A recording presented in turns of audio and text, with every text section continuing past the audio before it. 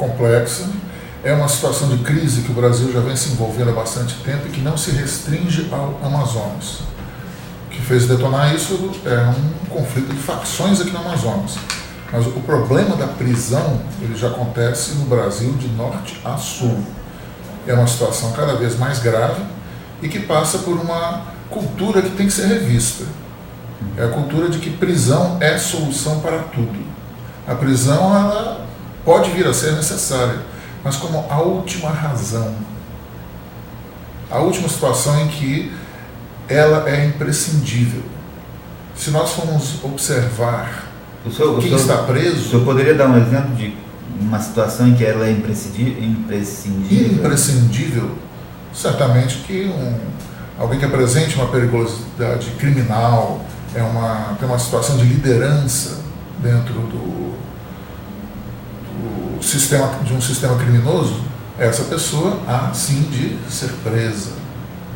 Ela representa um perigo para a sociedade. Mas eu me refiro aqui ao ladrão de galinhas, a um estelionatário. Por que prendê-lo se existem outros caminhos jurídicos e legais a serem percorridos? E esse inchaço simplesmente não resolve o problema, ele agrava o problema. Chega a ser irônico porque discute-se ultimamente redução de verbas para a saúde, para a educação, mas ninguém discute redução de verbas para a prisão. Pelo contrário, está se investindo, se falando em investir, se propagandeando que a solução é construir mais presídio. A solução inclusive nós temos dados aí da própria Secretaria de Administração Penitenciária de que tem 3.800 vagas, mais ou menos, no sistema prisional do Amazonas, e tinha um excedente de 5.000 e poucos presos, né? Um excedente, não é que tem 5.000 presos, tem 10.000 e poucos presos, né? E só tem pouco mais de 4.000 vagas. Então, tem muita gente nas cadeias e isso pode agravar, inclusive, o problema dessa isso sem contar os mandados de prisão que estão pendentes de cumprimento. Mas se a gente observa, houve uma reportagem recente, os privilégios dos chefões do tráfico dentro do sistema prisional amazonense. Quer dizer, ao invés de prender e isolar, criam-se situações de privilégio e um exemplo negativo para outros presos. Vamos passar a palavra ao advogado Diego Dávila. Diego, em relação a essa situação dos presídios do Amazonas, na verdade é uma situação nacional e a gente conversava também antes que já existiam alertas, né, de autoridades nacionais dando conta de que a situação estava prestes a estourar. Né? Com certeza, não é um problema, como o professor falou, não é um problema recente. Problema de prisão, de sistema prisional no Brasil, já vem de longas datas. E a gente tem visto na mídia se dizer que não é culpa do Estado, não sei o que. Daqui a pouco vão culpar o contribuinte, que é quem paga os impostos, porque óbvio que é culpa do Estado, óbvio que você tem leis que dizem quem tem que fazer segurança, você tem a Constituição dizendo claramente, e você não cumpre nenhuma dessas leis, você não cumpre tratados internacionais, você não dá condições que você seria obrigado a dar para prisioneiros de guerra, você trata pessoas como você não pode tratar animais. E você quer que essas pessoas não fiquem revoltadas, não fiquem com ódio da sociedade. Isso é como jogar gasolina e esperar que não toque fogo. Um dia vai explodir. A gente acabou de ter um outro incidente em Roraima. E vão existir 33 mortos, né, na madrugada desta sexta-feira. Todos os requintes de esquartejamento. E vão por quê? Porque você está pegando pessoas que cometeram um delito. O governo do Estado falou que não havia santo, e a expectativa óbvia que eu tenho que não haja, porque se a gente está prendendo gente que é santa, a gente tem uma coisa muito mais errada ainda.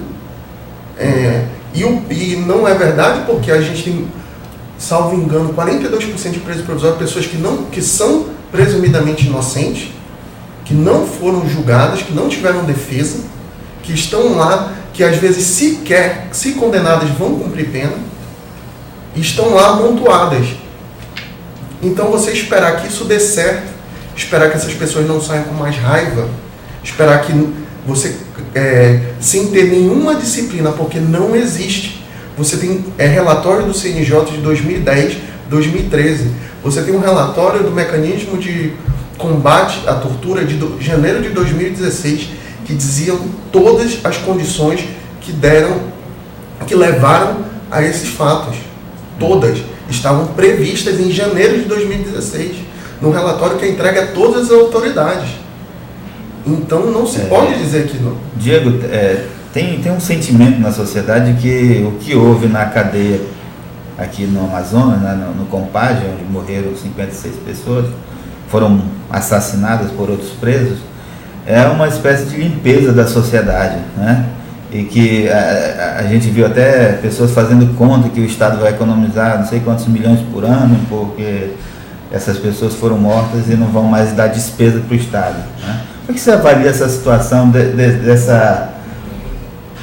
dessas manifestações populares? É uma situação bastante preocupante. Esse tipo de pensamento a gente viu em alguns momentos históricos.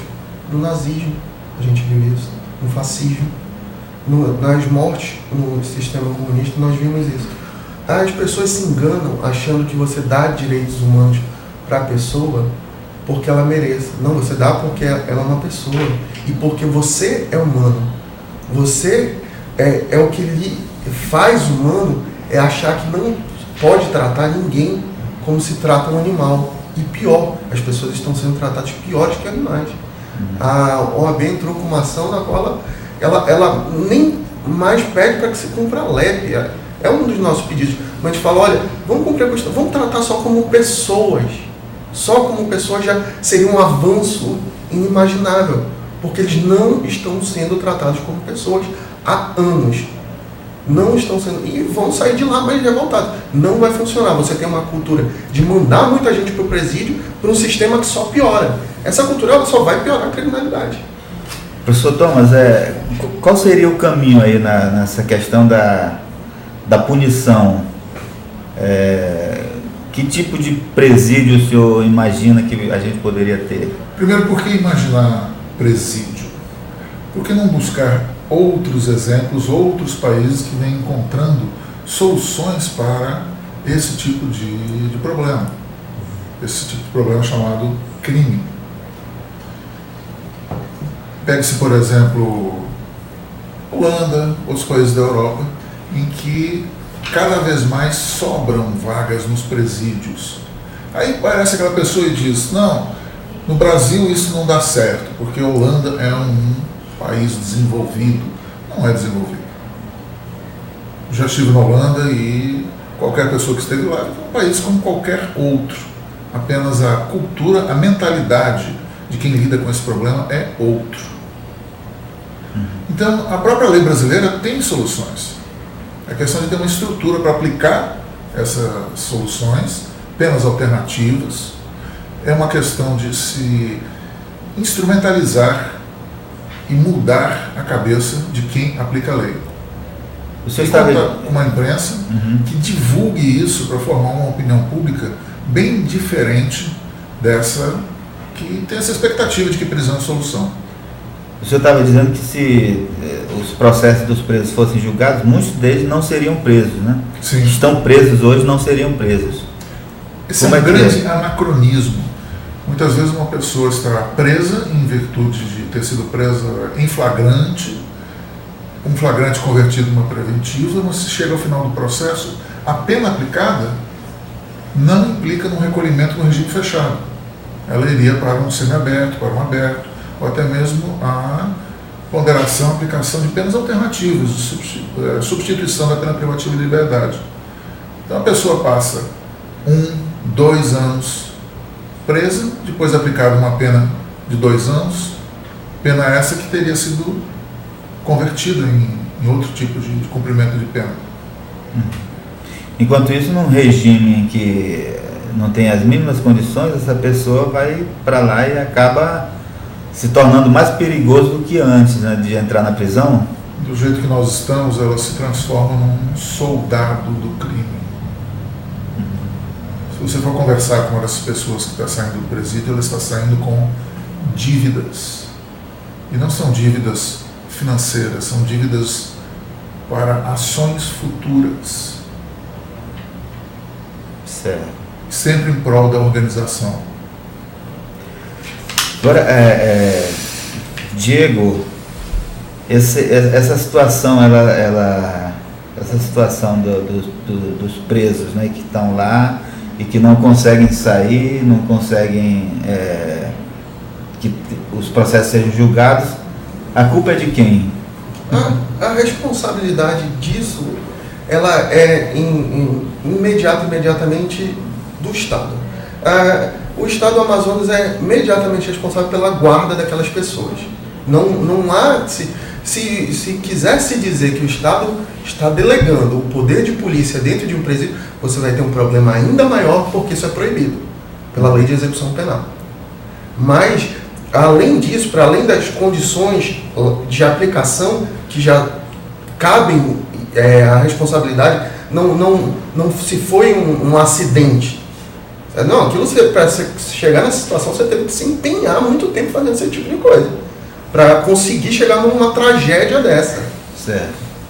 Mas, além disso, você tem outras falhas. Por exemplo, você tem uma defensoria pública que, eu não tenho a correção dos números, mas recebe 1/3 do que recebe o Ministério Público. Ou seja, você paga 5 vezes mais para o órgão de acusação do que para o de defesa. Como você quer que as pessoas tenham defesa? Você tem condições para advogados que põem em risco. O advogado, quando vai para o presídio, ele se coloca em risco porque você não tem segurança para o advogado. Você não tem parlatório. Como você quer que a pessoa seja defendida? Isso, em quem está encarcerado, vai dando uma revolta ainda maior. Porque ele verifica que ele está abandonado, ele está jogado lá dentro e querem esquecê-lo. E isso, há uma culpa na cultura de encarceramento. O que é a cultura de encarceramento? É achar que eu não preciso ver preso, é achar que porque ele não é santo, eu posso tratá-lo de qualquer maneira. Eu não preciso ler processo, eu não preciso verificar se ele tem condições ou não de responder processo em liberdade, eu só o jogo lá dentro. E não verifico mais nada. Esse tipo de mentalidade está fazendo só uma coisa, fortalecendo as instituições criminais, que, por incrível que pareça, estão se organizando de uma maneira melhor do que o Estado. E quando eu falo Estado, não quero dizer o Estado, todo o Estado como um todo, a União Federal. A maneira como a gente combate a nossa política criminal, com perdão da palavra, beira a insanidade, beira a falta de razão. Professor João Thomas, o governo contratou uma empresa para gerir o presídio, né? No ano passado foram 326 milhões de reais, foram empenhados para essa empresa, foram pagos 300 milhões, né? Mas empenhados 300, quer dizer, vai ser pago 326 milhões pelo serviço prestado no ano passado. E agora a empresa está dizendo, olha, não é responsabilidade minha a segurança dos presos. O governo está dizendo, o secretário de administração penitenciária, dizendo que é responsabilidade dele sim. Como é que o senhor avalia essa questão do contrato de uma empresa terceirizada para fazer esse serviço? Isso tem muito a ver com o mito da privatização. Privatização é uma palavra que parece que é meio mágica, né? As pessoas falam em privatização, acho que é a solução para a antítese que seria a estatização e que para muitos seria sinônimo de ineficiência. Eu sou uma testemunha privilegiada porque eu acompanhei muito do processo de privatização dos presídios aqui do Amazonas. E que começou ainda na gestão, era o Dr. Sérgio Lauria, que era o secretário, e começou dentro de certos parâmetros interessantes. Havia um contrato bem estruturado para regir a administração do Buraquequara. Ali você tinha uma limitação fixada em contrato, inclusive com multas para o Estado, se houvesse superpopulação. Hoje eu vejo o descalabro, os contratos mudaram e a responsabilidade do Estado ela permanece. Eu já passei por situações, como defensor público, de comparecer com o oficial de justiça com alvará de soltura, sexta-feira de noite, num presídio, para liberar alguém e não conseguir liberar. Por quê? Porque não havia nenhum servidor público que liberasse. Até representei na época a Procuradoria da República, não chegamos a nenhum resultado. E um pouco depois dessa época, eu me deparo com o noticiário no jornal, recorda-se daquela operação Albatroz? Sim. Todos eles sendo liberados de madrugada. Quer dizer, 2 pesos e 2 medidas. É uma situação complicada. E também já cheguei à situação de chegar com a varada de soltura no presídio, cadê o preso? Ah não, já saiu tem mais de um mês, mas como saiu? Não, saiu, está solto. Não se tinha nem notícia de como ele tinha saído. É uma situação complicada. Uma situação de descontrole total, né? Total. Agora, a responsabilidade é sim do Estado. Como o nosso colega Diego falou, não há como se imaginar o Estado se omitindo desse papel. Ok. Gente, olha, nossas entrevistas elas duram de 10 a 15 minutos, então a gente passou um pouquinho de 15 minutos. A gente agradece a participação de vocês aqui e esperamos ter outras oportunidades de debater assuntos tão importantes como esse. Muito obrigado. Nós que agradecemos. Sempre às ordens.